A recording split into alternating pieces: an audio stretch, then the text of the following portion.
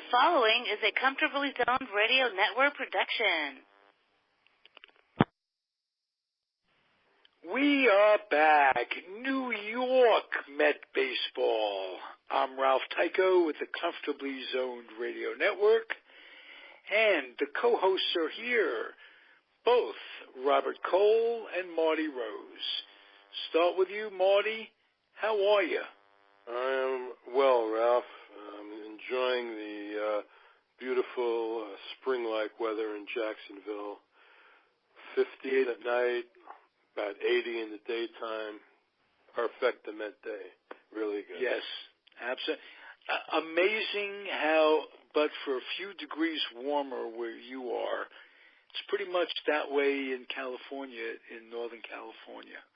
Uh-huh. So, yeah, just a few nice. degrees warmer. Winters are pretty much the same as summers, except winters in California are fall or spring back east.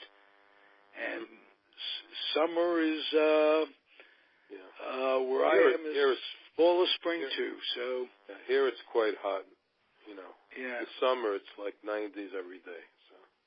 Oh, really? You went from pretty rough winter to all of a sudden it's summer. Yeah. Not much spring. Your weather is just as hot, Robert. Southern Florida. Yeah, a few degrees warmer. I mean, the nights have been just beautiful. 60 degrees, 62 degrees, and then a couple of hours in the afternoon gets a little bit on the hot side, but not too bad yet. Does it rain where you guys are every day at like 3 o'clock? Every time I visit Florida, the summer, in the middle of the summer, we get that a lot. Right. Not now. Right now. It's beautiful. Yeah. Right now, it's basically very little rain. Yeah. Yeah.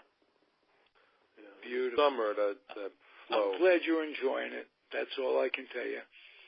Yep. Let's talk a little Met ball. Things seem to be going okay, with some slight reservations. Can you say Harvey? And I want both of your opinions as to what's going on and what you think the immediate future and the long-term future for this man's career. Let me start with you, Marty Rose. Okay. I think the days of Matt Harvey being in the Mets rotation are over.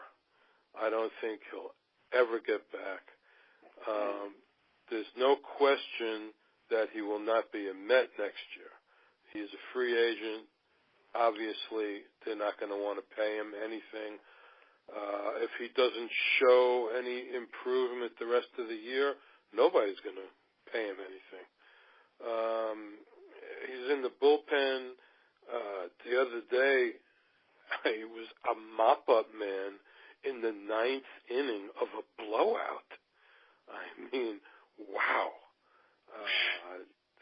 I don't know how he is handling this emotionally, but I know when they first put him in the bullpen, he was quite angry about it and even said, I am a starting pitcher. Well, it's not happening, in my opinion. Okay. Robert Cole. Okay. As far as Harvey's future with the Mets, there is none. Okay. He's done after this year.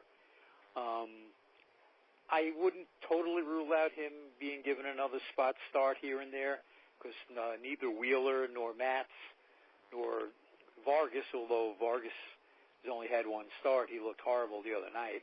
He did. That was a disappointment to me. Yeah. So if none of those three guys can step up and take a spot, I can see Harvey getting another start or two. Mentally, that's another question. That's a good question. I mean, if he handles it, gets through this, gets a couple of clean starts a couple of clean innings under his belt, we'll see what happens. But as far as the future, no, there is none with the Mets for him, I don't think. Yeah, well, I think whether or not he starts again will have to come after a rash of injuries. If they're going to put him in at this point, after just the way he opened his mouth when, what else were they going to do but put him in the bullpen? And if he went to the bullpen, say, yeah, I know I'm pitching horse shit. It's my responsibility to get my head together, to get my act together. I don't expect them to just be sacrificing a pennant just to see what I can do in free agency. He didn't handle that well at all. But unfortunately, injuries have a way of cropping up. So I'd say Marty never say never, but they wouldn't like it if it happens. Yeah, well, they got other possibilities too. I mean, Matt's is already missing his next turn due to some kind of back discomfort. So, but since they had the off day, it's not really making a difference. Mm-hmm. So they're just skipping him, until next weekend. Right. But if they do need another guy, they got Lugo. Lugo could go right in the rotation. Yeah, but he absolutely, Callaway absolutely does not want to use Lugo and Gazelman as a starter. I wouldn't use Gazelman. I thought Lugo was pretty good as a starter. But, then again, when are they going to give the kid a chance, Oswald? I think he deserves a chance. I'm sure he'll get it before too long. Yes. Oh yeah. Yes. I can see them bringing him up for a spot start. Seeing what happens. Yeah. Hopefully, the rest of them can just stay healthy. That's the big case. Always has been. Yep. Always will be. Which brings us to catching. Catching, obviously depleted by Pilecki's injury, by Darno's injury. Ramos is out there. We might have talked about this last week or the week before. And were it not for Tampa Bay's coming alive a little bit, I think by now he would have been a Met. Well, a couple of things. Okay, he has started to hit. And hit big. Yes. Ramos.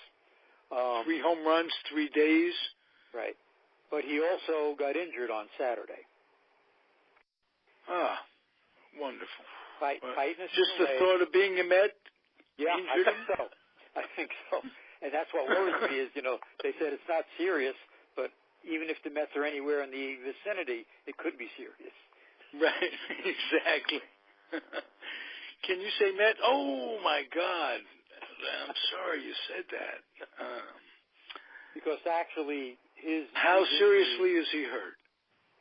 Okay, they're saying it's a tightness in his leg, and they wanted to rest him for a couple of days. Yesterday, okay, the Rays had a chance to beat the Red Sox had they used Ramos, because they had second and third, 1 out, and Jose Sucre coming up. Perfect spot to use Ramos, and he didn't use him. And his reason was, if we had tied the game, he's my only catcher. I would have had to catch him, and I didn't want to do that. So that may not be a bad rationale. So we'll have to see. He's supposed to be ready on Tuesday. We'll see if he is or not. Well, you know the history of all major league teams about disclosing injuries, and they seem to just hide these things as if they're going to go away, and it may discourage, if he's hurt, it may discourage one fan from buying a ticket. And it's not just the Rays that do that; it's every team in baseball. So, especially starting pitchers. If Thor was not going to pitch his next start, and the Mets knew about it, just as an example, if the Mets knew about it, they wouldn't release it until the last minute, just because there's going to be X number of people coming out to see Thor. Yeah, probably so. Yeah. What do you see good? What do you see bad over the past 2 weeks? What did you see good and what did you see bad? Start with you, Robert Cole. Well, over the last couple of days, I think Adrian Gonzalez has gotten the message that the Mets were asking Jay Bruce to start getting his first baseman's glove out again. And all of a sudden, he started looking like the Adrian Gonzalez of 5 years ago. Of course, it's a small sample size, a couple of games, but, he certainly looks totally different than he did earlier in the year. The weather's warming up a little bit, too. True. So that was a very good sign. Catching's a little shaky still. You worry about that. You also now worry about Cespedes being hurt. He hurt his thumb yesterday sliding into third base. Oh, head really? First. Yep. He says that he expects to miss 3 days. We'll see what happens with that. Now, the only good thing that comes out of that is, of course, we'll get to see Brandon Nimmo a little bit more, and I really like him. Yeah, I like his attitude. I like the smile on his face. I like him a lot, too. But at what price glory? It's not just Cespedes, but what? Tell me why, in today's day and age, the bags are so hard. They themselves, it's like sliding into a piece of granite. Why would somebody slide head first? I'm just curious. A rhetorical question. Yeah. I mean, look at Trout last year. Trout messed himself up doing that exact thing. Yeah. And was out for a period of time. And why these guys continue to do it, beyond me. And why they slide into first base when they've taken a clock to it. You're losing time by not running through the base. Pure and absolutely right. Yep. That makes there are sense. times maybe to avoid a tag, on a high throw, this, that, and the other thing. I could see that. I could see the gymnastics of getting out of the way is pleasurable to watch because it's done for a reason. Right. But just to slide for sliding's sake, you could say, well, that's instincts. They think, you want to go for it. I don't know. I think with the head first slide, Ralph, I'm wondering if this replay business has something to do with that, because when you slide feet first, you may come off the bag a little bit, and these days, these guys are holding the glove right on you the entire time, and then they got this video replay that goes into super-duper slow-mo. If you come off the bag like a half an inch and the guy's got the glove on you, you're out.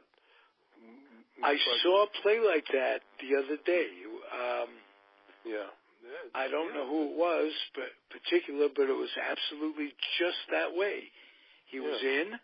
He comes off for a split second, and they caught it, and boom, he was out. So when they slide in head first, they grab the bag and they hold on. Maybe that's it. I don't know. Or they're afraid to get a leg injury. Either one or the other. Well, if Cespedes' thumb is throbbing right now, you wonder if that kind of stuff is worth it. Yeah. Well, X-rays were negative, but we've heard that before. Then they go for the MRI. Oh, ligament damage. Hey, remember, we're talking about the Mets here. Yeah, exactly. Well, this hopefully is a new age of medical treatment this year, too. So, hope for the best. Yeah. Yes. And the best. One other negative recently now is Familia. Okay, Familia had to take a couple of days off due to supposed personal reasons. Yeah, his mother-in-law passed away. Oh, did she? I'm sorry, father-in-law. I think it was father-in-law. Oh, okay. Well, somebody. I didn't hear that, and I was concerned. He had that deal with his wife last year. No, it wasn't like that. No, it was death. Okay. Yeah, death in the family. That is very good. Imagine what the Met bullpen would like if Mejia hadn't gotten busted 11 times or whatever it was. It was only 10 times. That guy, obviously the guy thought he couldn't pitch without it, so what good would he have been anyway? Yeah. Yeah. To do the same thing 3 times, come on. Yeah, he's certainly not a rocket scientist. No, at least pay some money and get a chemist, for crying out loud. Right. It's the big league way. Hey, come on, grow up. Get some human growth hormones. They're not testing for that. I got a couple of...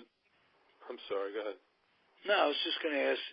You go ahead, because I want you to... I was going to say, I was just checking to see how some of the minor league guys were doing, and Dom Smith is doing not much.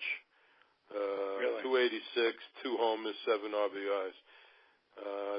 Remember this guy Borenstein from spring training? Outfielder, big guy. Yeah, he's doing very well.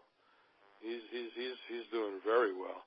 And this Pete Alonso, who's a first baseman at Binghamton. Yep. He was the Eastern League Player of the Week last week. And some scouts have said that he is now ahead of Dominic Smith as far as first baseman. Would not be surprised. Yeah, he's got some really good stats, and then just an example of what a tough, competitive baseball is. Dominic Smith was he and Rosario were the light of the farm system just a year ago, and wow. Rosario's been kind of up and down too. Well, he's been steady in the field, okay? Yeah. And that's really what you want right now from him. He hits a little bit, he's got a little bit of pop, but, as long as he's feeling the position, I think you can deal with his bat right now. I would have said that, Robert, too, exactly the same way you are, were it not for the catching situation. You could afford one position where you almost an automatic out, but you can't afford 2. And I'd like to see him be a little more consistent. Got to remember, this is his sophomore year, and he's still a kid, really. You can't really count it as his second year, Ralph. He came up at the very end of last year. It's really his, first full season. So good point. In fact, I think he still has rookie status, if I'm not mistaken. Yeah. Well, you said the key words as far as I'm concerned. He's been solid in the field. Yeah. And we really haven't had that for. I can remember when it doesn't seem that long ago when Santana was the shortstop, and he and Flores played a little. It's my job or your job at one time, and I don't trust Flores defensively anywhere in the lineup these days. But let's say something nice. Cabrera, wow. Very good, yeah. Solid. Solid as hell. And I think I mentioned somewhere once before the season is out, they're going to be happy they have his versatility. No question. Yeah.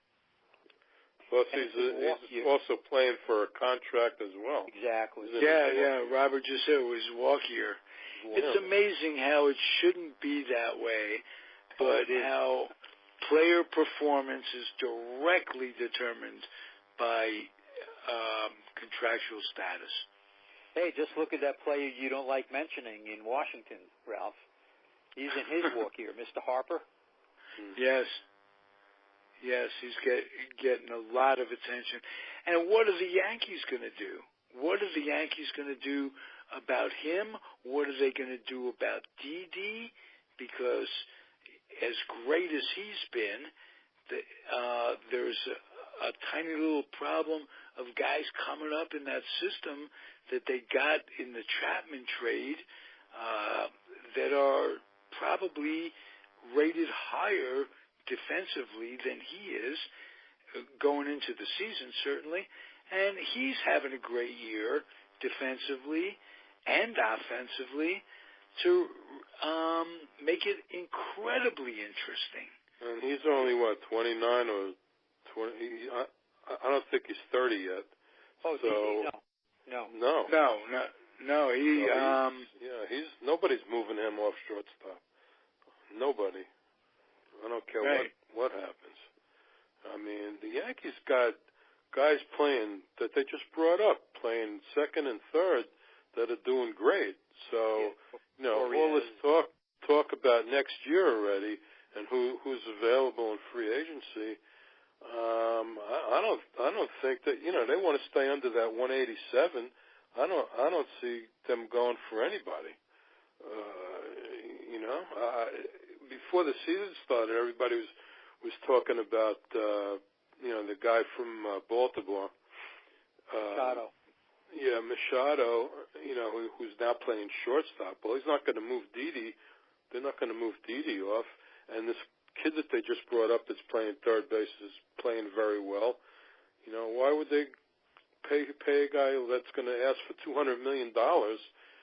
When they got a kid that's playing great and could turn out to be somebody. Well, in Machado's case, you could say to put butts in the seats, that kind of thing. And the Yankees have always gone for the superstar thing. But they sell out so much. I mean, they don't have any attendance problem. Okay, so that do you think Bryce Harper will be a candidate for the Yankees? I don't think so. You see, what are they going to do? Where are they going to put him? I think so. Because Gardner is going to be gone after this year. This is his last year. Okay, he's coming off a big contract. They're not going to re-sign Gardner. Right. So you have. Although that's the kind of player that you win with, who does the little things, the intangibles. Right. Yep. So that may not, rushing those two kids that they brought up in a pennant race may turn those two kids in the infield may turn out to hurt them, but you never know. I think Gardner's a winner. That's all I'm saying. So getting rid of him shouldn't come easy. They should take a deep breath before they do. Doesn't mean they won't. Yeah, I agree with you, but I think he's going to be gone, though. I don't think they're going to try to re-sign him. Okay. And what they're doing, too, they have this Gleyber Torres and Miguel Andujar.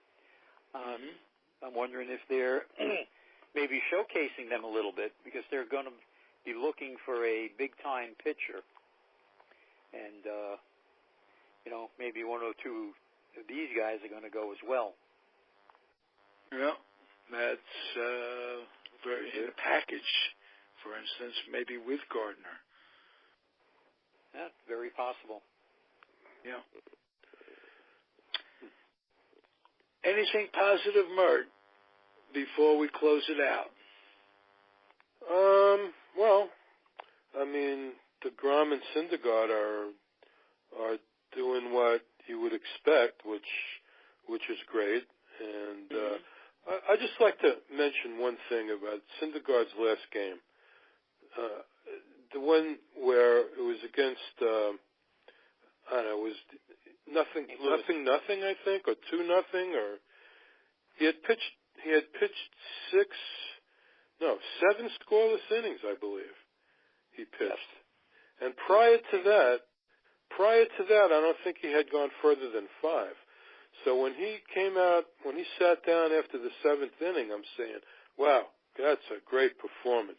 I thought they should have patted him on the back and told him to take a seat. But no, they sent him out for the 8th inning. I could not believe they did that. Nobody said anything about it that I know of, except me. I thought he should have sat down and stayed down. But they put him back out there, and, I guess his pitch count was reasonable in the 90s. But they put him out there, and they ended up tying the game up on it because of that. Right. So, did you guys see that, or did you think think what I thought? I didn't see it, but I followed what you were talking about as it was happening. You're not talking like second guessing anybody. You were sending messages to us on Facebook saying exactly that. Yeah, real time. In real time. So I was watching the game. I couldn't believe it. Especially since the Mets scored 2 runs. Okay, they were up. There's no, you're right. There's no reason to send them back out there. Okay, psychologically, guy pitched great, no runs. Wow, and then he ends up with a no decision. Right. So. Yeah. We also don't know what's going on in the bullpen. Maybe he didn't have anybody coming up that he trusted. Maybe he just wanted to go with a winner. He's going. I suppose. I mean, the bullpen has been a crapshoot. Yes. No question. I guess that had a lot to do with it. Anything positive in the bullpen that you guys want to discuss? Start with you, Robert. Well, Lugo has been very good. The problem is, he's using guys that were and could be starters and using them for 3-4 innings at a time. Okay, I don't know if this is now the new thing that's coming back around again, but, you lose the guy, for a couple of days after that. It's almost like he started. So, that's kind of surprising. Right. These former starters are not used to whipping it up for the second day in a row. No, especially when you're going to use them 2, 3, 4 innings. Right. Yeah. The new trend seems to be you bring a guy up from the minors who has options. Okay. You bring him in first game that he's there. You use him 2, 3, 4 innings. You send them down the next day. You bring up the next guy who has options. I'm seeing this all over the majors now. Mm-hmm. Yeah, that's what they did with Oswald. Yeah. Yep. Yeah. I say Blevins hasn't been doing very well this year. And he's the only left-hander they got out there, right? Yes. I don't think they have another one. Sewell's been pretty good. This guy, I like to think Blevins will come around. He's been very, very solid for a lot of years now out of the bullpen. Not just for the Mets, but how few of them there are that you can depend on year after year. And Blevins has been one. He's my guy. Besides, he's my Facebook friend. Oh, is he? And you know how close Facebook friends can be. Oh, absolutely. No doubt. I've got 300 or whatever the amount of some of the most close people in my entire life. My heart warms sometimes. They ask me to send birthday cards, greetings to people whose names I don't even recognize. I'm sure they'd love to hear from me, and that'll cheer them up on their birthday. You're an old geese now, but you heard from Ralphie. Yeah. That's one thing I don't Ralph, you're infamous. Yeah. If I don't know them, if I don't know the person, I'm not their friend. Basically, I keep it short. Well, that's a very, very good way of doing it. It makes it nice and simple.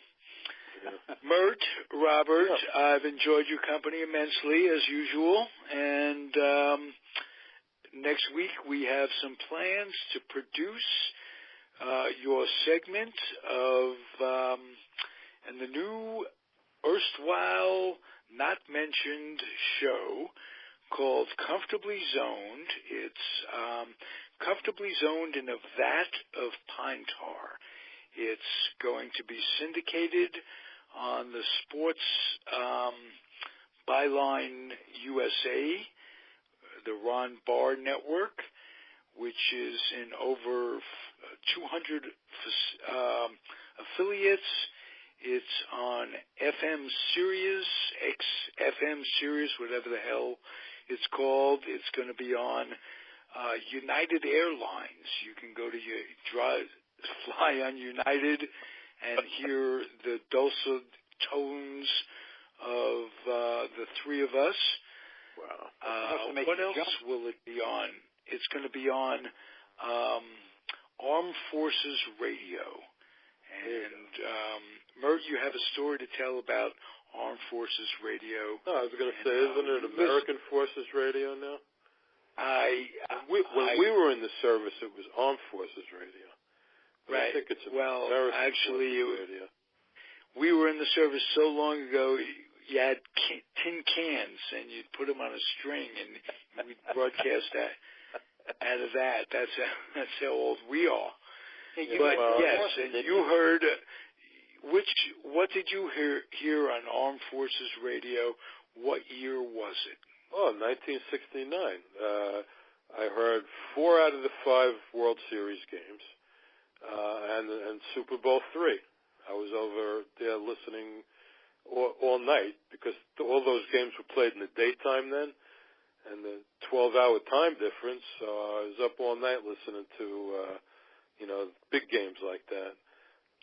But we did have some stuff on in the daytime, like when they had a national game on at night. That we'd be able to hear in the daytime. It was different, but that was our only outlet, at the time when we were over there. So it was well appreciated by a bunch of folks. Oh, that way. Very much so. And that's going to be really nice. And it still is. Absolutely. There are people in the station, GIs, men and women, stationed in places that are so far removed from humanity as we know it, that they're going to really welcome what we're doing. I'm proud to have both of you are going to be correspondents for the National League East, and you're going to cover all the teams in the National League East. And I'm honored to have you both on the radio. The show is going to be made up of Comfortably Zoned Radio Network podcasters who are all going to contribute in one way or the other. I'm going to host it. Again, it's called Comfortably Zoned in a Vat of Pine Tar. It's all baseball, and Peter Golenbach is going to be a co-host, as is Lenny Randall, former New York Met. So can you imagine how excited I am? Mert and I have been, in essence, doing this for 60 years, talking ball on and off. And it's come to fruition where we can monetize it a little bit and continue to have fun, which I'm looking forward to doing. Yeah, absolutely. Very yeah, good. thank you both for being a part of it. And anybody out there listening, I would like it if you enjoy our offerings in any way. Box up some gently used children's books. Take them to the Head Start program wherever you live. And kids get big benefits out of books, out of reading, out of learning to read, out of developing a passion as a result of reading, out of becoming school ready, out of getting their noses out of computers and devices, and reading a good book. So please do that if you will. We'll be back next week, and thank you, everybody, for listening. And thank you guys for being a part of it. Thank you. Good night. Good night.